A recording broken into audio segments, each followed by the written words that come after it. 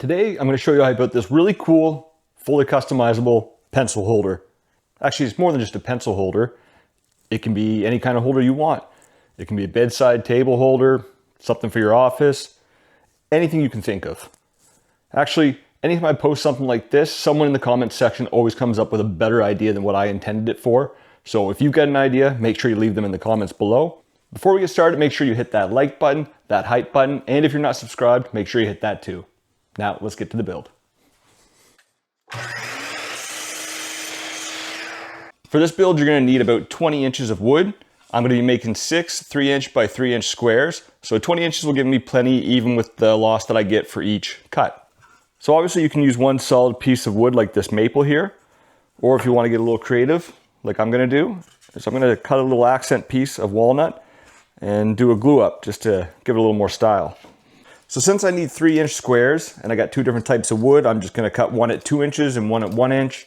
And I think that'll look pretty cool. So since I need a 3-inch by 3-inch square and I got 2 different pieces of wood, I'm going to do 2 inches of maple and 1 inch of walnut. So I'm just going to rip those roughly to that size. Not the exact size right now because I like to leave things a little big before I do a glue up.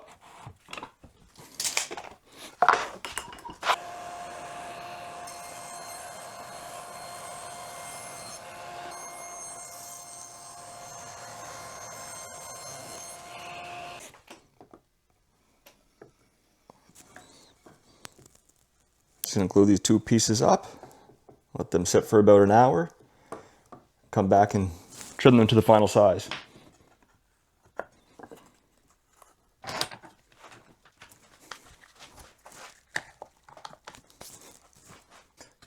Now I'm going to clean up all the glue, and I'm actually going to give this pretty much a final sand now. That way when I cut it into the individual squares, I just got to tidy up an edge or two instead of sanding a bunch of individual squares.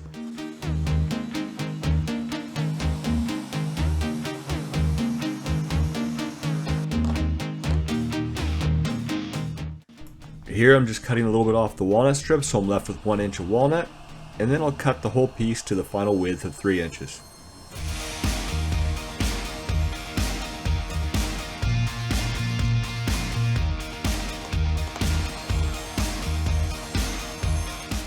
I set my featherboard 3 inches from the blade, so I have a positive stop, and I can make identical 3-inch by 3-inch squares using my miter gauge.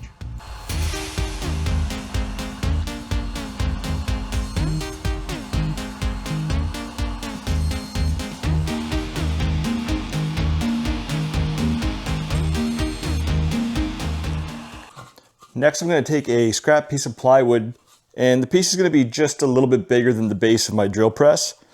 I like to do that just so I have a lot of room to clamp it down.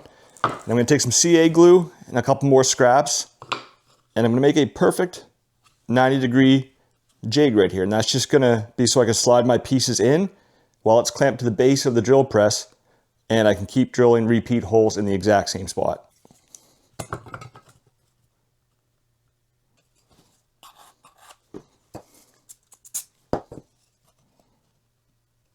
Okay, so I might have actually used a piece of plywood a little too big. I've got lots of room to clamp to the base of my drill press, but if I want to clamp my piece down too so that my fingers aren't too close to the bit, it's kind of hard to do. So I'm just going to make a mark right here.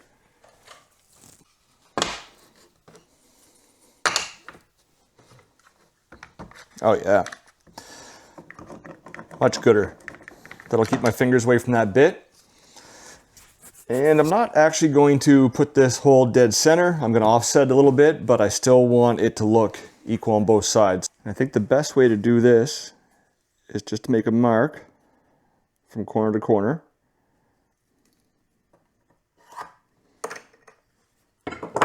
And that way, as long as the tip of my bit hits that line, it's going to be equal to the outside edges.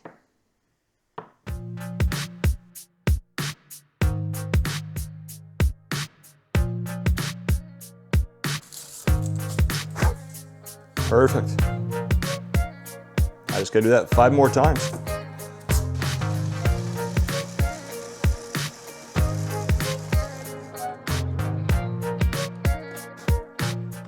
I'll be using a 3/8 inch dowel to connect all these pieces together. So obviously I'm going to be using a 3/8 Forstner bit as well to drill the holes. And for this hole on the corner, I'm gonna go a little closer to the corner itself just to give it a better pivot point.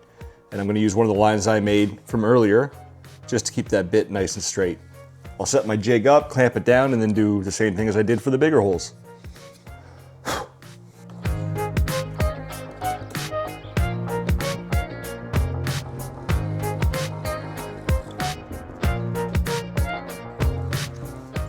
I got my holes drilled, but the dowel fits just a little too snug for my liking, so I'm gonna sand the dowel down just a tiny bit so that these can turn nice and easy. Not too easy that they'll be flopping around, but just enough that you can gently push them into whatever design you want.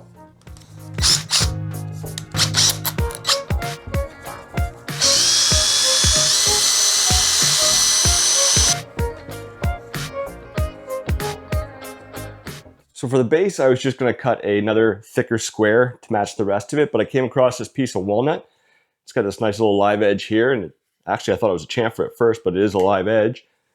And when I set the other pieces on top, I kind of like the looks of it. And it actually leaves room for a little Post-it note stack too, so I think that'll be a nice little feature. So I'm just gonna sand this down, drill a little hole in the top corner here, and get ready to put this together.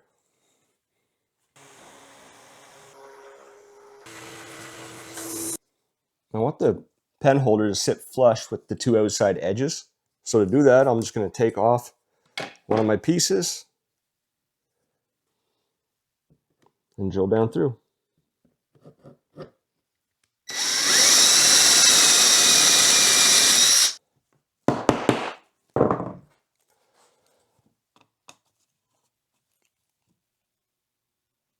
And before I assemble everything, I'm going to coat everything with Walrus Oil's wood wax.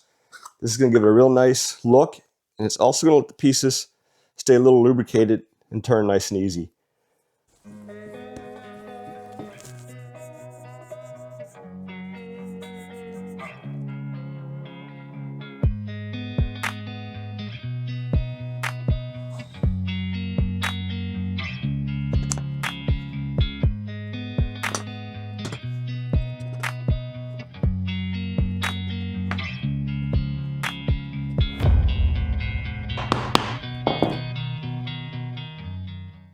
And just like that, you've created a really cool, fully customizable display.